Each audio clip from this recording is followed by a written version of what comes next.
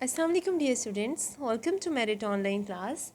Unit number 12 को continue करते हैं, ज्योमेट्रिकल ऑप्टिक्स। और प्रीवियस लेक्चर में हमने डिस्कस किया था about image formation and ray tracing, जिसमें मैंने आपको 4 जो प्रिंसिपल रेज थी उनके बारे में बताया था कि हमारे पास वो रेज किस तरह से जो है वो रिफ्लेक्ट होती हैं और हम जो इमेज बनता है वो हमारे पास किस तरह से बनता है। जो रियल इमेज होता है वो क्या होता है, वो वर्चुअल इमेज जो है वो आपके पास क्या होता है। ठीक है, ये हमने प्रीवियस लेक्चर में डिस्कस किया था। आज जो है वो हमारा बहुत इम्पॉर्टेंट जो टॉपिक है, जो बहुत बार पेपर्स में आ चुका है। ठीक है, बहुत इंपॉर्टेंट है, इसको आपने बहुत अच्छे से जो है वो सुनना भी है लेक्चर को और अपने पास नोट भी करना है। हमारा जो टॉपिक है वो है द मिरर इक्वेशन। आपकी बुक का पेज नंबर है 61 और टॉपिक नंबर है 12.3 द मिरर इक्वेशन। ठीक है, मैं इसके जो इसकी डेफिनेशन है वो आपको बाद में जो है वो करवाऊंगी। सबसे पहले मैं इसको प्रूफ करवाती हूँ। ठीक है, लेकिन प्रूफ करवाने से पहले इसकी जो मैथमेटिकल जो इसकी डेरिवेशन है उससे पहले आपने जो है वो फिगर पे गौर करना है। तो फिगर हम देखें, सबसे पहले हमारा जो स्टेप 1 है उसमें आपने क्या करना है कि आपने एक कॉन्केव मिरर ड्रॉ करना है। ठीक है, कॉन्केव मिरर कौन सा होता है? ऐसा मिरर जिसकी जो इनर सरफेस होती है वो शाइनी और रिफ्लेक्टिंग होती है और जो आउटर सरफेस होती है वो कोटेड होती है, वो आपके पास कॉन्केव मिरर होता है। तो सबसे पहले जो स्टेप 1 है, आपने क्या करना है, आपने कॉन्केव मिरर जो है वो ड्रॉ करना है। ठीक है, अब आपके पास क्या है कि कॉन्केव मिरर ड्रॉ करने के बाद आपने क्या करना है कि एक जो है वो प्रिंसिपल एक्सिस ड्रॉ करनी है। प्रिंसिपल एक्सिस आपको पता है ना क्या होती है, मैं प्रीवियस लेक्चर में आपको बता चुकी हूँ। ठीक है, तो प्रिंसिपल एक्सिस आपने ड्रॉ करनी है। आपने सबसे पहले क्या किया, स्टेप 1 था, आपने जो है वो एक कॉन्केव मिरर ड्रॉ किया। उसके बाद ये जो प्रिंसिपल एक्सिस है, ठीक है, ये आपके पास क्या है, प्रिंसिपल एक्सिस है। यहाँ से लेके यहाँ तक जितनी भी आपके पास जो है ये आपकी यहाँ से लेके यहाँ तक प्रिंसिपल एक्सिस है। अब आपने नाम देने हैं। आपके पास ये कर्व सरफेस का जो सेंटर होता है, आपको पता है ये क्या होता है, पोल होता है। यहाँ पे आपके पास ये फोकस होता है। ठीक है, और ये जो आपके पास जो है वो सेंटर ऑफ कर्वेचर है।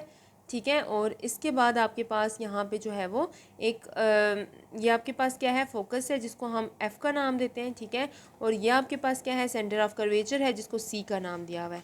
एक ऑब्जेक्ट है जिसका इमेज हम बनाना चाह रहे हैं, उस ऑब्जेक्ट को उसकी जो हाइट है वो आपके पास क्या है, ए बी है। ठीक है, एक ऑब्जेक्ट, ठीक है, ये आपके पास उसकी हाइट क्या है, ए बी है, और हमने उसकी हाइट को एच ओ का नाम दिया है। और एच ओ का नाम क्या दिया है, क्यों दिया है, that is the height of the object. ठीक है, ये हमारे पास क्या है, एक ऑब्जेक्ट है जिसकी हाइट क्या है, जिसको हमने नाम दिया ए बी का, उसकी हाइट आपके पास क्या है, एच ओ है। अब देखिए, इस ऑब्जेक्ट से जो है वो दो तरह की रेज जो है वो निकल के जो है वो मिरर पे जाके रिफ्लेक्ट हो रही हैं। पहली जो रे है आपने गौर करना है, ये वाली जो रे है, देखें, ऐसी रे जो क्या करती है, यहाँ से इधर एफ़ में से पास करती है। एफ़ में से पास करने के बाद वो क्या करती है, हमने पढ़ा था, हमने जब प्रिंसिपल रेज पढ़ी थी तो हमने क्या कहा था कि वो रे जो कि एफ़ में से पास करती है और आफ्टर स्ट्राइकिंग द मिरर वो क्या करती है, पैरेलल हो जाती है प्रिंसिपल एक्सिस के। तो यहाँ पर भी देखें वही केस हो रहा है कि एक रे जो है वो आती है और एफ़ में से पास करने के बाद इस प्रिंसिपल एक्सिस की क्या हो गई है, बिल्कुल पैरेलल हो गई है। ठीक हो गया, एक रे हमने ये ड्रॉ कर दी। दूसरी रे जो हम यहाँ पे ड्रॉ कर रहे हैं वो भी हम पढ़ चुके हैं कि हमारे पास ऐसी रे जो यहाँ से ऑब्जेक्ट से निकल के यहाँ पे पोल पे आके जो है वो सर्टेन एंगल से जो है वो फॉल करती है। तो वो जब रिफ्लेक्ट बैक होती है तो वो सेम एंगल, जो एंगल इसका यहाँ पर बनता है ना, वो उतना ही एंगल जो है वो उसका रिफ्लेक्शन का भी बनता है। और जो लॉ ऑफ रिफ्लेक्शन है वो सेटिस्फाई करती है that angle of incidence is equals to angle of reflection. तो आपके पास ये जो रे आके यहाँ पे फॉल कर रही है ना, ये जब स्ट्राइक करके वापस जब पलटेगी, जब रिफ्लेक्ट होगी, तो इन दोनों का यहाँ पे जो एंगल बनेगा वो सेम बनेगा। अब आप देखें, आपके पास दो तरह की रेज आ रही हैं। एक रे आपके पास आ रही है यहाँ से ए डी, यहाँ पे इस पॉइंट को मैंने क्या नाम दिया, डी का नाम दिया। ठीक है, ए डी जो है यहाँ पे डी पॉइंट पे आके फॉल कर रही है और उसके बाद प्रिंसिपल एक्सिस की क्या होगी है, पैरेलल होगी है।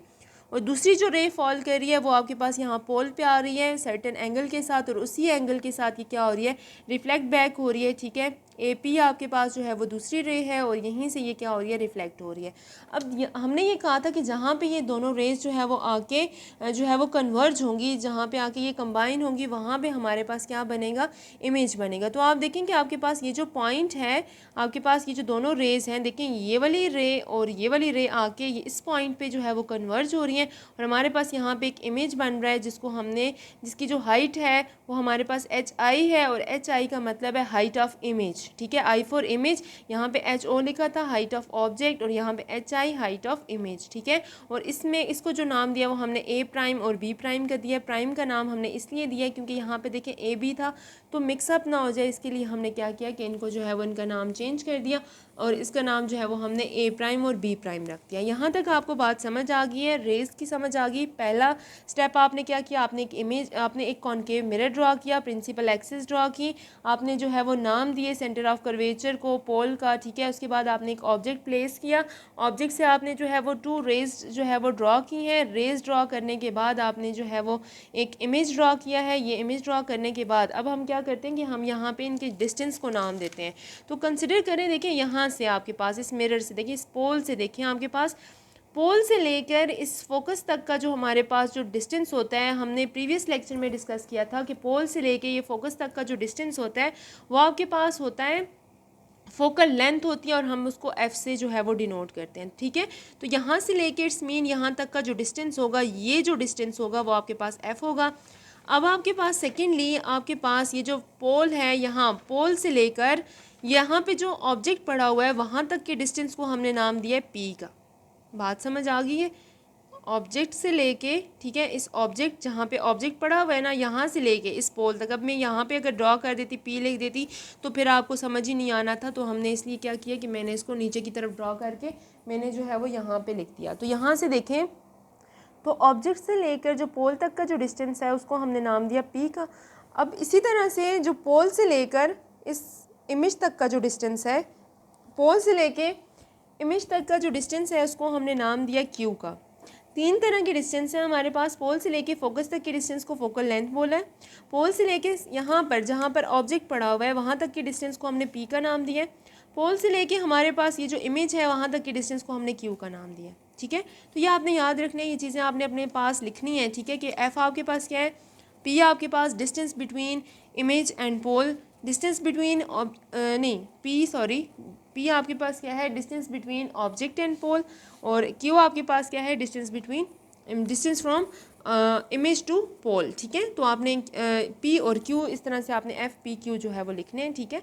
अब स्टूडेंट्स आप यहाँ पर देखें तो आपके पास 2 ट्राइंगल्स हैं, मैं उनको यहाँ पे शेड करती हूँ, लाइनिंग से आपको बताती हूँ। पहली ट्राइंगल आपके पास आ जाती है ट्राइंगल ABP।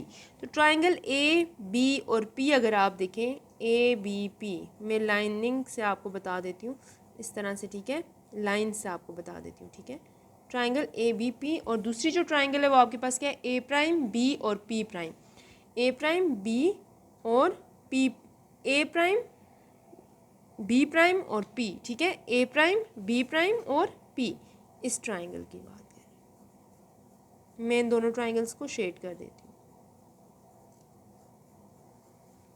अब ये जो 2 ट्राइंगल्स बनी है A B और P और दूसरी A प्राइम B प्राइम और P, इन दोनों ट्राइंगल्स को अगर आप देखें तो इनके एंगल सेम है। इनको आप मैथ्स में आई थिंक बोलते हो आइसोसेलेस ट्राइंगल, कुछ इसी तरह से बोलते हैं ना आप लोग।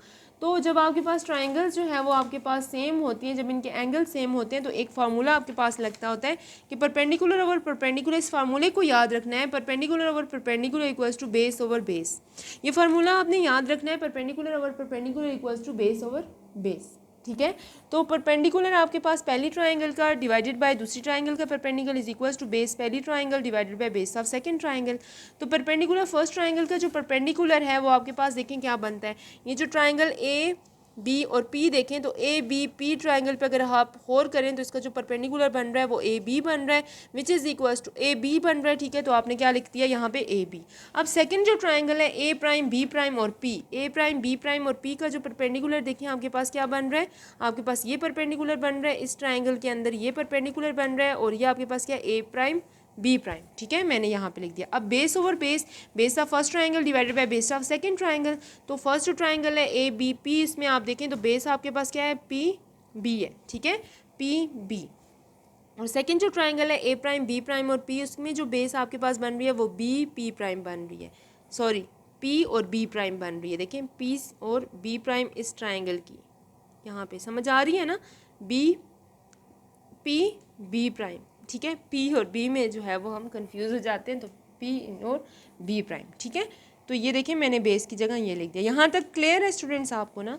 नेक्स्ट देखिए आपके पास ए और बी, देखिए ए बी आपके पास यहाँ पे किसकी इक्वल है, हाइट ऑफ ऑब्जेक्ट है, और ए प्राइम बी प्राइम किसकी इक्वल है, हाइट ऑफ इमेज के। तो H O divided by H I which is equals to B P. अब देखते हैं किसकी इक्वल है, ठीक है। पी बी आपके पास किसकी इक्वल है, देखिए P B the distance of pole and object से लेके पोल तक की डिस्टेंस को मैंने क्या कहा था, किसका नाम दिया हमने, पी का। तो यहाँ पे क्या लगाएंगे, पी। अब आपके पास पी और बी प्राइम किसकी इक्वल है, the distance of pole and image, क्या नाम दिया था हमने इसको, क्यू का, तो क्यू लगा दें, ठीक है। अब इसको इक्वेशन नंबर क्या दें, देखें पी ओवर क्यू, तो ये ना लिखें, ठीक है, इसकी ज़रूरत नहीं थी, मैंने लिख दिया ऐसे ही, ठीक है। इसको आप कैंसिल कर दें, ठीक है। H naught over H O divided by H I is equals to P divided by Q, ठीक है। इसको इक्वेशन नंबर ए का नाम देते हैं। यहाँ तक क्लियर हो गया। अब हम दो और जो है वो ट्राइंगल्स लेते हैं, तो दो और ट्राइंगल्स को मैं बबल्स की मदद से जो है वो आपको बताऊंगी। देखें पहली ट्राइंगल आपके पास बन रही है पी डी एफ ट्राइंगल कौन सी है जी, यहाँ से देखें पी डी एफ, ठीक है, पी डी ओ एफ, ये ट्राइंगल, ये और ये, इसको बबल्स की मदद से मैं बताती हूँ आपको।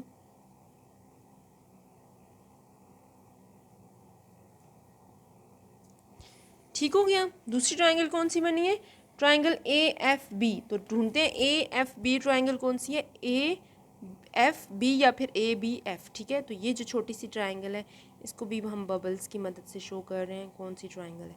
तो ये दोनों ट्राइंगल्स भी आपके पास क्या हैं, देखिए आइसोसेलेस ट्राइंगल हैं। तो हमारे पास इनमें भी क्या बनेगा, आपने मैथ्स में पढ़ा हुआ है कि आपके पास आइसोसेलेस ट्राइंगल क्या होती है, perpendicular over perpendicular equals to base over base. मैंने आपको कहा था ये फार्मूला याद रखना है।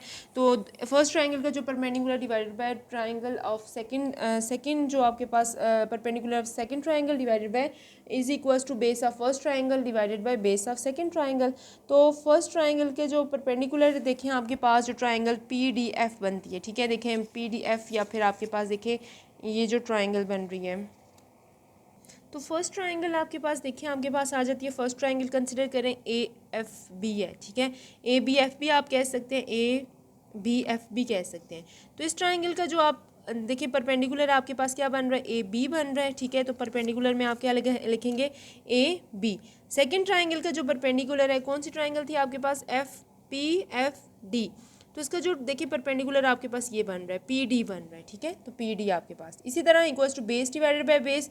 तो फर्स्ट की जो बेस है ये वाली जो ट्राइंगल है देखिए ए बी एफ, इसकी जो बेस है ये आपके पास किसके इक्वल है, देखें बी एफ आपके पास इसकी जो बेस है वो बी एफ के इक्वल है। और सेकेंड जो ट्राइंगल है बी पी एफ डी, उसकी जो बेस है वो आपके पास ये है, ठीक है। ये जो है ये इसकी बेस है, तो पी एफ के इक्वल इसकी बेस है। दूसरी पहले की बी एफ थी और इसकी पी एफ है, ठीक है।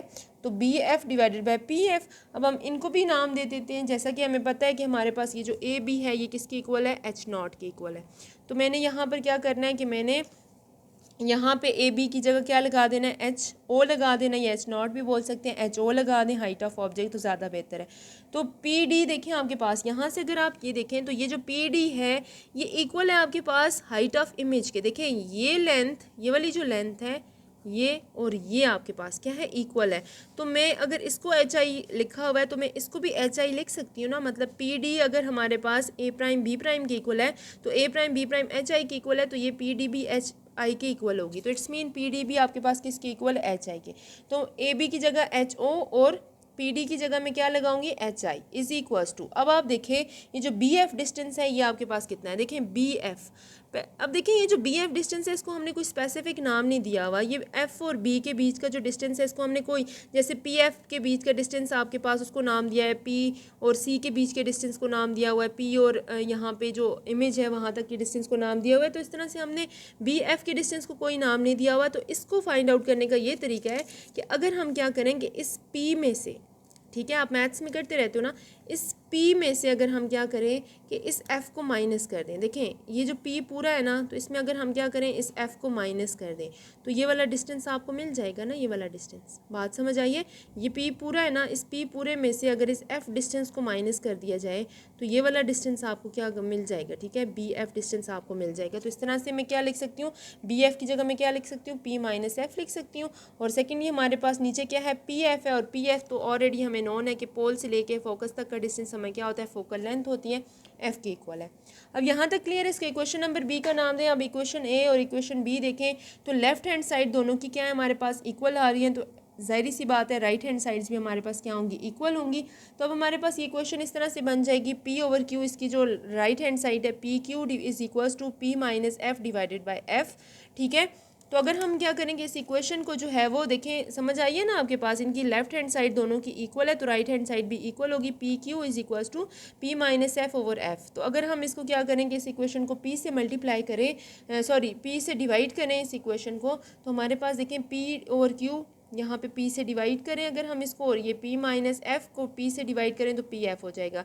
यहाँ से P से डिवाइड किया तो ये P जो ऊपर मल्टीप्लाई हो रहा था ये वाला P, ये P से कैंसिल होके 1/Q बच के इज इक्वल्स टू। अब अगर हम देखें तो ये मैथ्स का रूल है, हम इसको अलग अलग करके लिख सकते हैं। देखिए आपने मैथ्स में पढ़ा होगा ना, P divided by PF minus F divided by PF, ठीक है, लिख सकते हैं ना आप, इसको अलग करके लिख लें इस तरह से, इसको अलग करके लिख लें minus F divided by PF को, मतलब P को PF के नीचे अलग करके लिख लें और माइनस F को PF अलग करके लिख लें, ठीक है। तो यहाँ से P से कैंसिल हो जाएगा और यहाँ F से कैंसिल हो जाएगा। हमारे पास ये जो आप इसको खुद करेंगे तो आपको ज़्यादा अच्छे से समझ आएगी। ये आपके पास बचेगा 1 over Q is equals to 1 over F minus 1/P, ठीक है। तो अगर हम इसको अरेंज करके लिखें तो आपके पास 1/F is equals to 1/P plus 1/Q। तो स्टूडेंट्स ये आपके पास जो है ये मिरर इक्वेशन है, ये हमारे पास फाइनल इक्वेशन आती है। और अगर हम इस इक्वेशन को डिफाइन करें तो यहाँ पे F आपके पास क्या है, फोकल लेंथ है, P आपके पास डिस्टेंस बिटवीन ऑब्जेक्ट एंड जो मिरर आ जाता है, और Q आपके पास क्या है, distance between mirror and image आ जाता है। तो अगर हम इसकी डेफिनेशन देखें तो ये आपके पास क्या है, the combined equation of focal length, object distance and image distance is the mirror equation, ठीक है। अब इसी तरह से आपकी बुक में भी ये डेफिनेशन इसकी लिखी हुई है, is a precise mathematical relationship between the object distance and the image distance from a given mirror, ठीक है। तो हमने ये जो है वो फाइंड आउट कर लिया। बुक में बहुत कॉम्प्लिकेटेड लिखी हुई थी तो मैंने इसलिए इसको थोड़ा सा सिंपल करके आप लोगों को बताया है। आप लोग इसको यहाँ से जो है वो स्क्रीनशॉट जो है वो ले सकते हैं और अपने पास सेव करके इसको आपने खुद करना है, खुद इसकी 1-2 दफ़ा प्रैक्टिस करनी है, तब आपको ये अच्छे से समझ आ जाएगी। अगर फिर भी समझ नहीं आ रही है तो मुझे कमेंट्स में बताना है। Thank you.